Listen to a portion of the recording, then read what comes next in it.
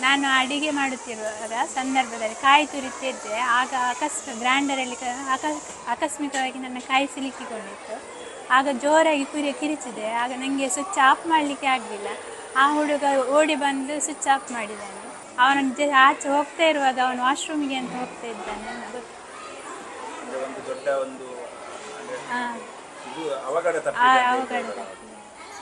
ಏನು ಹೇಳ್ತೀರಿ ಆ ಹುಡುಗನಿಗೆ? ಹಾಗೆ ತುಂಬ ಧನ್ಯವಾದ ಹೇಳ್ತೇನೆ. ದೇವರಾಗಿ ಬಂದು ನನ್ನ ಕಾಪಾಡಿದ್ದೇನೆ. ಮಗಿನ ರೂಪದಲ್ಲಿ ಬಂದಾಗೆ ಆಗಿದೆ ನನಗೆ. ನನ್ನ ಹೆಸರು ಮನ್ವಿತ್ ಇದ್ದಾನೆ.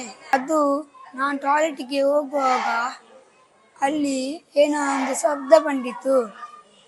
ಅದನ್ನು ನೋಡಲು ಹೋಗುವಾಗ ಅಡಿಗೆ ಆಂಟಿಯ ಕೈ ಗ್ರೈಂಡರಿನ ಒಳಗೆ ಸಿಕ್ಕಿತ್ತು. ಅದನ್ನು ನೋಡಿ ನಾನು ತಕ್ಷಣ ಸ್ವಿಚ್ ಬಂದ್ ಮಾಡಿದೆ. ಇಲ್ಲ, ಅವರು ಬೊಬ್ಬೆ ನೋಡಿದೆ. ಅವಾಗ ಹೋಗಿ ಸ್ವಿಚ್ ಸಿಕ್ಕಿತು. ಸ್ವಿಚ್ ಅನ್ನು ಹೋಗಿ ಬಂದ್ ಮಾಡಿದೆ. ಮತ್ತೆ ನಾನು ಟೀಚರ್ಸ್ಗೆಲ್ಲ ಹೇಳಿದೆ. ಮತ್ತೆ ಅವರು ಟೀಚರ್ಸ್ನವರು